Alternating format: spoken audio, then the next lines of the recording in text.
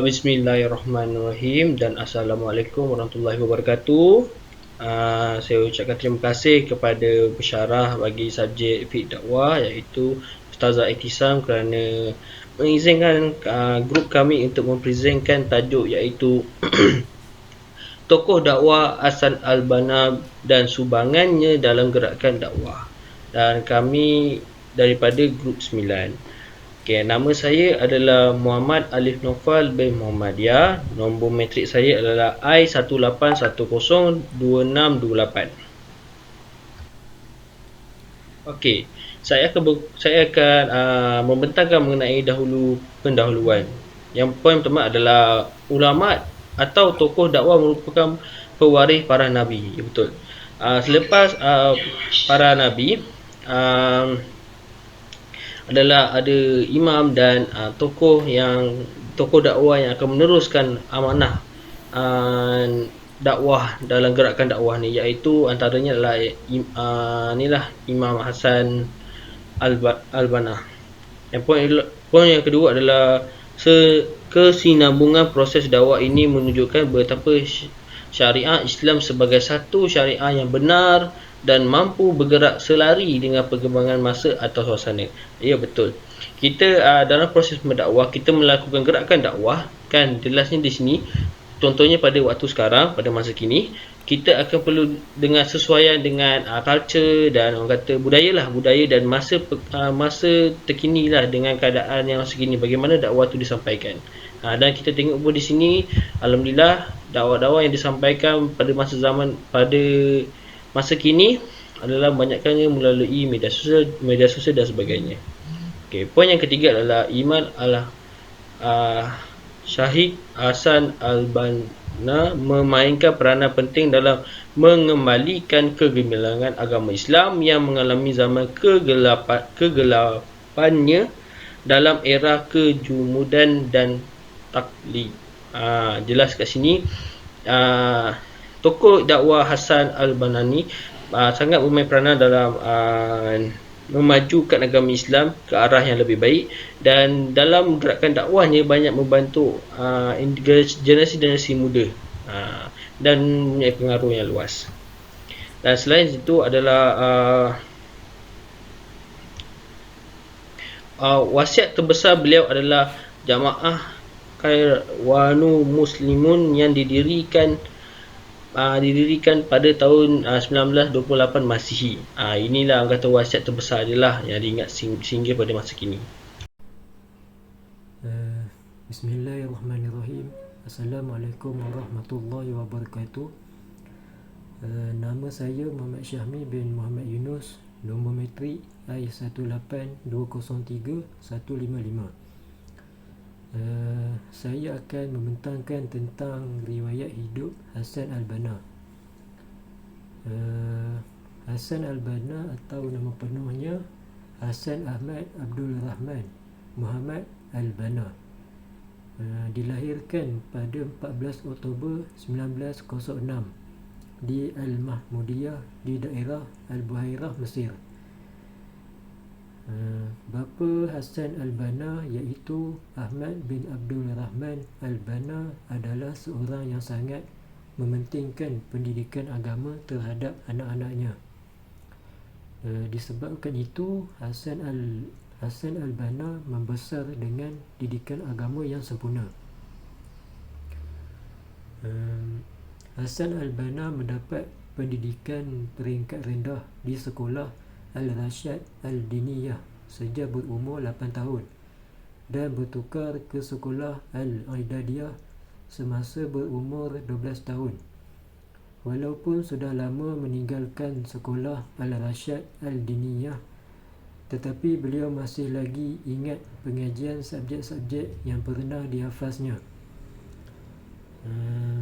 Beliau sangat mengagumi gurunya Syekh Muhammad Zahran dan juga pengasas sekolah tersebut kerana keupayaan dan kebolehan mendidik murid-muridnya yang mana telah memberi kesan mendalam kepada Hasan al-Banna walaupun gurunya buta. Seterusnya, beliau terpaksa memilih sama ada ke Al-Ma'had Al-Dini atau ke sekolah Al-Muallimin Al-Awwaliyah untuk menyambung pengajiannya ke peringkat yang lebih tinggi. Kalau ke Al-Ma'had Al-Dini, beliau berpeluang melanjutkan pelajaran ke Universiti Al-Azhar.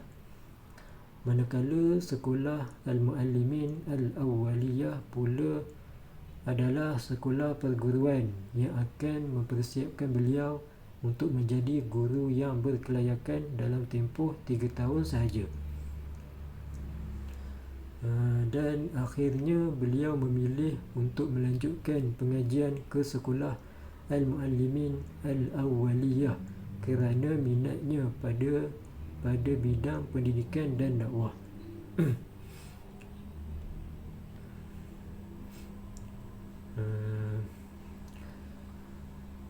Hasan al-Banna mula berjinak-jinak dengan tarekat Al-Hasafiyah semasa berada di sekolah ini. Beliau menganggap 3 tahun di sekolah itu adalah tempoh penghayatan dalam tasawuf dan ibadat. Selepas Hasan al-Banna tamat pengajian di sekolah tersebut, beliau terus memohon untuk memasuki Dar al-Ulum yang merupakan sebuah institusi pengajian tinggi di Mesir pada waktu itu. Dar al-Ulum merupakan institusi pengajian tinggi yang terkemuka di Mesir pada waktu itu, setanding dengan Universiti Al-Azhar. Hasan al-Banna menyambung pengajian tingginya di Dar al-Ulum pada tahun 1924 dan pada masa yang sama juga menerima tawaran kerja sebagai guru daripada pejabat pendidikan Buhairah. Antara kedua-dua pilihan tersebut, beliau memilih Dar al-Ulum untuk meneruskan usaha menuntut ilmu. Pada bulan Jun 1927, Hasan al-Banna telah berjaya menamatkan pengajiannya di Dar al-Ulum di peringkat diploma pada usia 21 tahun. Kebiasaannya, Dar al-Ulum akan memberi peluang kepada para pelajarnya untuk menyambung pengajian ke luar negara. Tetapi pada tahun itu, Dar al-Ulum tidak menghantar para pelajar untuk menyambung pengajian ke luar negara atas sebab-sebab yang tertentu. Disebabkan itu, Hasan al-Banna memohon jawatan guru bagi memenuhi cita-citanya sejak dulu, iaitu berdakwah dan mengajak masyarakat kepada pengamalan ajaran Islam yang sebenar. Sekian saja daripada saya. Terima kasih. Bismillahirrahmanirrahim. Assalamualaikum warahmatullahi wabarakatuh. Nama saya Badrul Amin Yusof, nombor menteri I18303-305. Saya ingin membentangkan tentang prinsip dakwah Imam Hasan al-Banna. Yang pertama ialah mementingkan penyatuan ummah, iaitu perpaduan ummah lah. Imam Hasan al-Banna menganggap perpaduan sebagai matlamat utama dan sangat penting. Setiap orang perlu berusaha supaya hasrat ini tercapai. Beliau menasihati setiap individu supaya janganlah anda tidak bersetuju untuk bersatu, kerana anda akan gagal dan hilang pedoman tanpanya. Imam Hasan al-Banna menasihati setiap individu untuk menyatukan perpaduan ummah, kerana perpaduan ummah ini amat penting pada diri kita, yang mana bila kita dalam perlukan pertolongan, mungkin orang lain boleh tolong kita. Okey. Yang kedua ialah membuat persetujuan tentang perkara-perkara asas. Ini juga Imam Hasan al-Banna ada mengatakan bahawa insan yang mengucapkan syahadah, iaitu la ilaha illallah Muhammadur Rasulullah, perlu diterima sebagai teman dan sahabat sebagai sebahagian daripada kumpulan Islam, iaitu sesiapa sahaja, orang yang kafir ataupun orang yang sebenarnya bukan menuntut agama Islam, tiba-tiba dia mengucapkan kalimah syahadah iaitu la ilaha illallah Muhammadur Rasulullah, perlulah kita terima dia sebagai saudara se-Islam kita. Kita tak boleh mengabaikan mereka. Kita perlu untuk mengajar mereka apa itu erti Islam. Yang ketiga ialah mengandaikan. Yang pertamanya ialah kita yang mungkin salah dan bukan saudara se-Islam kita. Dengan itu kita dapat mengetahui cara yang benar-benar ada dalam mencari kebenaran. Iaitu ayat yang ketiga ni bermaksud kita perlulah cari dulu kesalahan kita. Kemudian baru kita boleh cari salah orang. Tapi bukan saya cakap kita perlu cari salah orang, tapi kita perlu cek dulu diri kita, apa salah kita. Mungkin salah kita menganggap dia itu salah. Saya harap korang semua faham lah. Lepas tu yang keempat iaitu menjaga adab dan disiplin ketika perselisihan pendapat. Yang keempat ini ialah apa yang penting ialah kita perlu prihatin dalam mendengar hujah-hujah orang lain sebagaimana kita memberikan keterangan dan hujah kita. Ia membawa dan menjadi tenang dan tersenyum sama ada hasilnya adalah untuk kita atau terhadap diri pendengar. Iaitu ketika kita ada perselisihan pendapat ataupun perselisihan apa yang perlu kita katakan, kita perlu mendengar dahulu apa yang orang yang nak beri pendapat tu, kita perlu dengar dulu pendapat dia.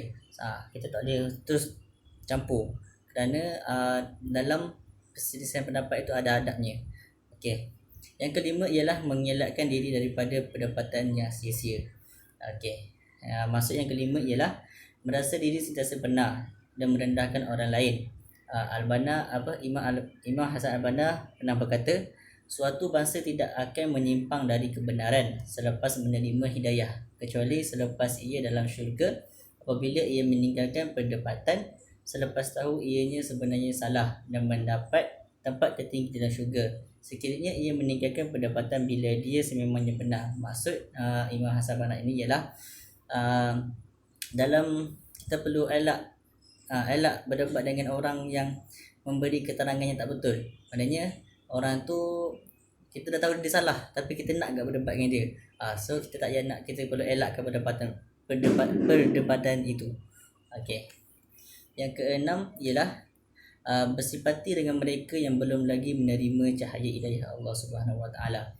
Okey, maksud yang keenam ialah kita tak boleh nak rasa marah terhadap orang yang belum mendapat hidayah Allah ini. Kita perlu mendoakan mereka supaya dapat hidayah Allah. Kerana hidayah Allah itu Allah yang boleh beri hidayah tu. Kita tak boleh nak paksa seseorang itu untuk masuk Islam. Kerana hidayah itu milik Allah. Okey, Imam Hasan Al-Banna pernah berkata, dia tak marah pun dengan orang yang mendedahkan kelemahan mereka. Dia tak marah pun orang yang belum dapat hidayah ni. Tapi Imam Hasan Al-Banna ini terus mendoakan supaya orang-orang yang belum dapat hidayah ini dapat hidayah Allah itu. Tapi zaman sekarang kita dapat tengoklah orang Islam mengutuk ataupun mencaci orang yang belum dapat hidayah ni. Kita kutuk di kafe lah, tak boleh. Sebaliknya kita perlu mendoakan mereka supaya dapat hidayah Allah Subhanahu Wa Taala. Itu saja daripada saya. Assalamualaikum warahmatullahi wabarakatuh. Assalamualaikum warahmatullahi wabarakatuh. Nama saya Muhammad Ridwan bin Isnin, kad matrik I18303312. Pada hari ini saya akan menerangkan mengenai sumbangan dan transformasi yang dilakukan Imam Hasan Al-Banna dalam bidang dakwah Islamiyah. Okey, kita boleh lihat pada poin yang pertama iaitu Imam Hasan Al-Banna memulakan dakwahnya di tempat tumpuan awam seperti di kedai-kedai makan dan di kedai kopi, sehingga menarik ramai orang untuk mendengar serta menyeru umat Islam masih kembali kepada kehidupan Islam yang sebenar. Apa yang boleh saya ulas iaitu Imam Hasan Al-Banna ini dia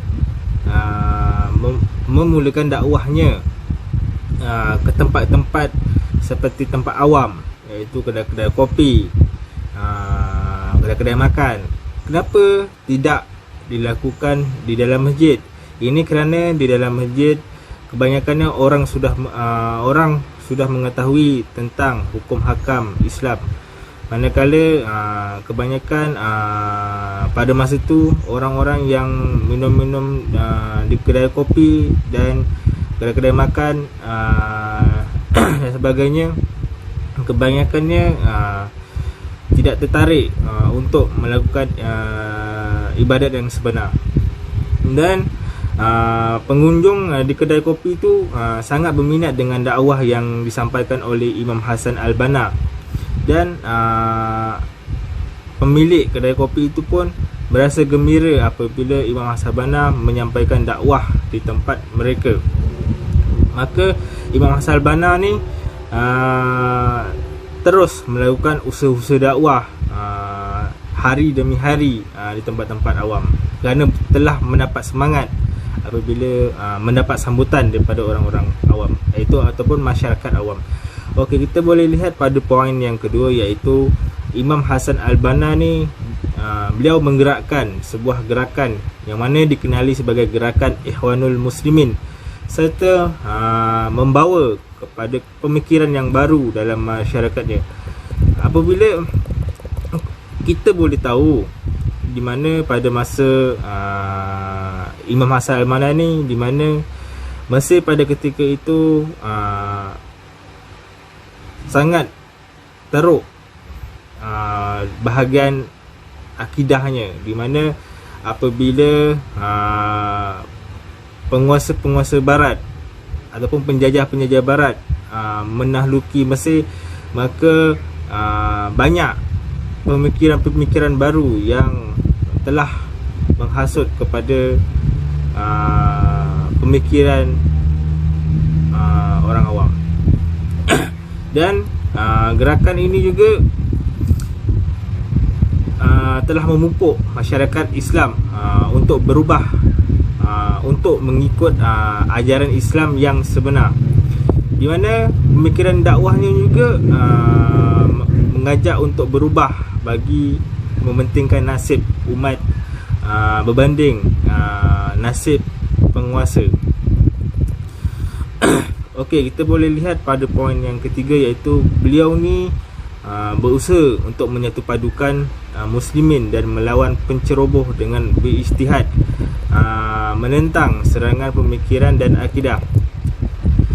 Imam Hasan Al-Banna ni beliau muncul sebagai orang yang berdiri di hadapan bagi memimpin masyarakat muslimin dengan pelbagai cara pada masa itu.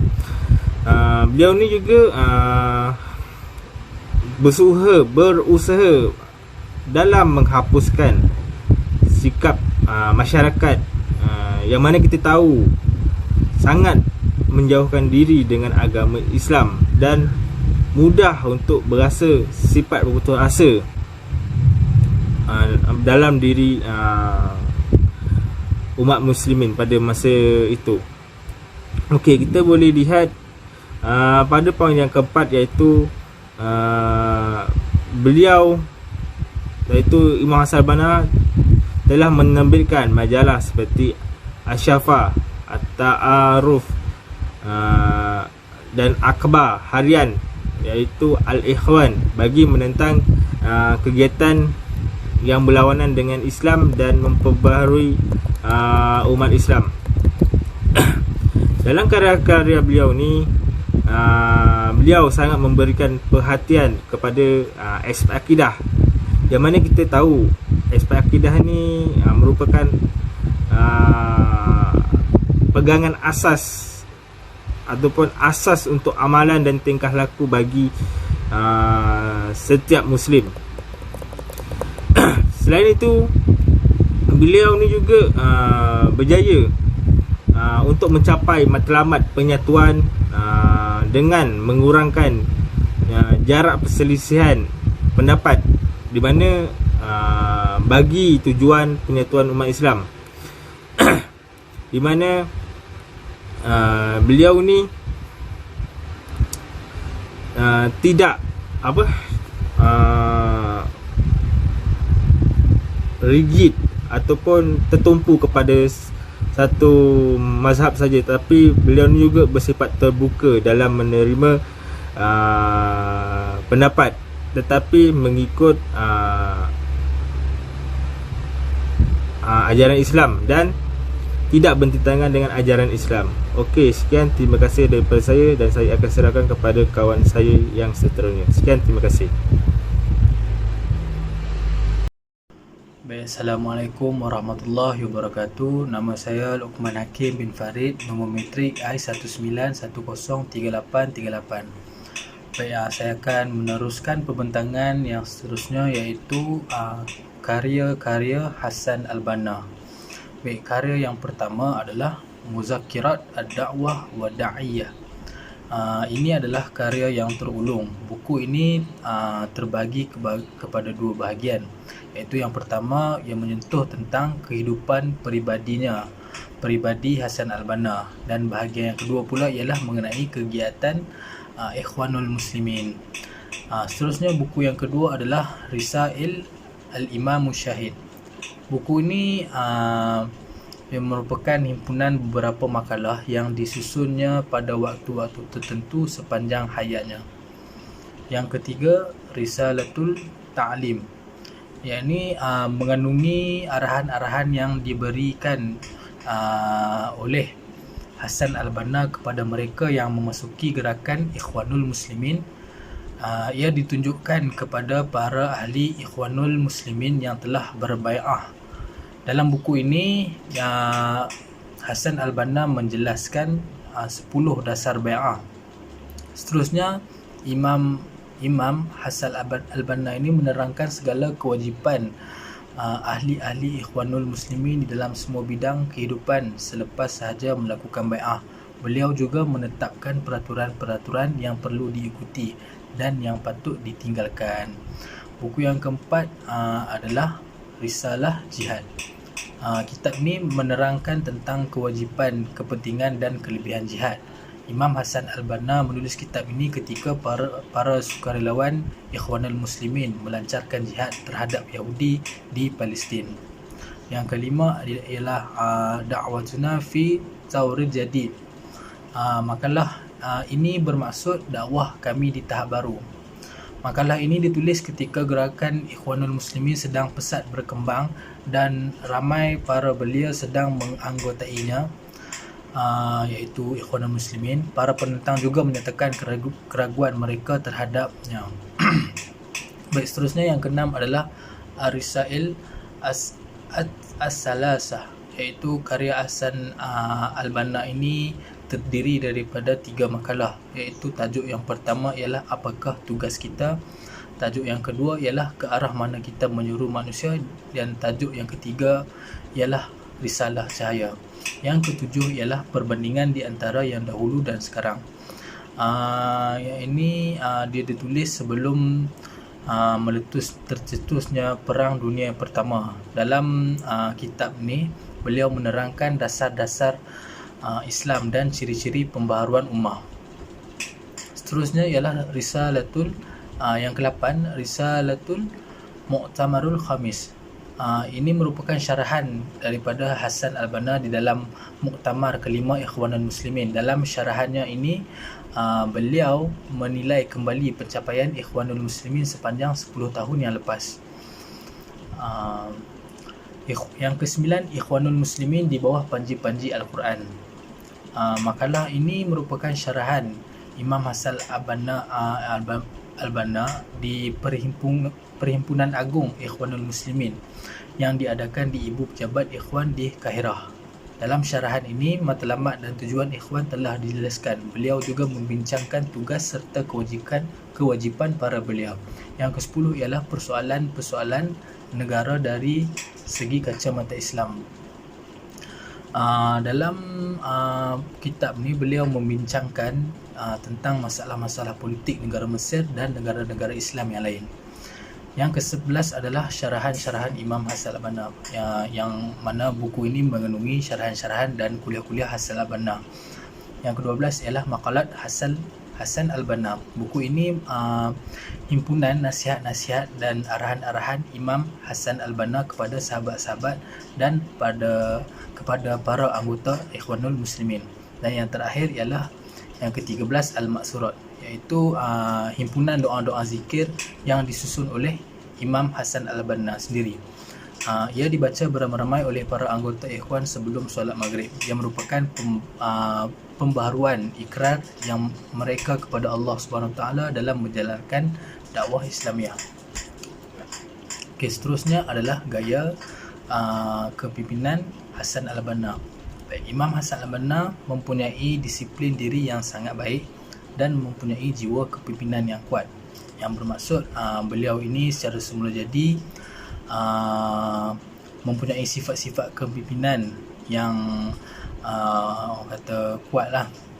Beliau mula memimpin umat Islam dengan menggunakan gaya kepimpinan yang berkarisma, iaitu gaya kepimpinan yang tenang. Maksudnya Imam Hasan Al-Banna ni dia sentiasa tenang tetapi tegas dalam kepimpinannya. Umat Islam umumnya mengetahui sejarah kewujudan dan kehebatan pemuda Imam Hasan Al-Banna ini pada satu ketika dulu. Imam Hasan Al-Banna ini juga merupakan seorang ketua yang bijak mengatur strategi dalam mencorakkan dakwah dan melebarkan sayap Islam ke seluruh dunia. Beliau tidak mengenal erti penat, lelah dan sentiasa meletakkan sepenuh pergantungan kepada Allah SWT. Baik, sebagai umat Islam, kita sepatutnya memperluaskan dakwah tanpa jemu dan mempelbagaikan bentuk dakwah di dalam cabaran dunia sekarang. Istilah penat itu sepatutnya tidak wujud dalam kamus pendakwah jika jelas apa yang dituju dan dibawa dalam dakwah itu sendiri. Islam mengajar pelbagai cara dan gaya untuk berdakwah dan menangani ujian yang dihadapi. Dalam pesanan yang ditinggalkan oleh Imam Hasan Al-Banna itu sendiri meninggalkan kesan kepada semua umat Islam, iaitu dia berpesan apabila mendengar azan segeralah mendirikan solat walau dalam keadaan apa sekalipun. Solat itu merupakan tiang agama. Umat Islam kini sering mengabaikan isu solat ini, malah seperti tidak ambil peduli jika tidak mendirikan tiang agama ini. Baik, kajian menunjukkan seramai 80% rakyat Malaysia tidak solat, dan setiap isi rumah itu dikaji pasti ada yang tidak solat. Solat inilah yang mampu menjadi pelindung dan pencegah kepada kemaksiatan. Andai kemaksiatan masih dilakukan, maka kita perlu perbaiki solat kita. Betapa pentingnya kewajipan solat ini, apabila solat ini perkara pertama yang akan ditanya ketika di dalam kubur nanti, dan dihisap sewaktu di padang mahsyar nanti. Baik, itu adalah pesanan yang Imam Hasan Al-Banna tinggalkan kepada kita. Okay, sekian itu saja. Assalamualaikum warahmatullahi wabarakatuh. Okay, yang seterusnya adalah terima kasih saya ucapkan pembentang daripada kawan saya sendiri. So rumusannya secara asasnya tokoh dakwah Hasan Al-Banna merupakan idola dalam gerakan Islam dan seorang pejuang yang gigih dan berani, berjaya menyedarkan masyarakat dengan fikrah dan pendekatan barunya dalam gerakan dakwah serta mazhab takbiahnya yang jelas. Dan poin kedua adalah sumbangannya sama ada dalam bentuk idea pemikiran, gagasan, penulisan dan sebagainya merupakan khazanah yang tak ternilai kepada dunia Islam. Yang seperti dan diterangkan oleh sahabat-sahabat sajalah. Dan yang akhir sekali adalah idea, fikiran dan gerakan kerjanya masih menjadi rujukan. Yes, betul. Dan pegangan para pejuang agama Allah demi memastikan agama Allah tetap tertinggi dan kukuh serta yang lain dapat mendanganinya. Maksudnya kat sini, maksudnya lebih jelas bila tiada yang lain dapat menandinginya lah. Mengenai itu daripada kata agama Islam kita, agama Allah yang cerita ni. Okey, dengan itu sekian, terima kasih.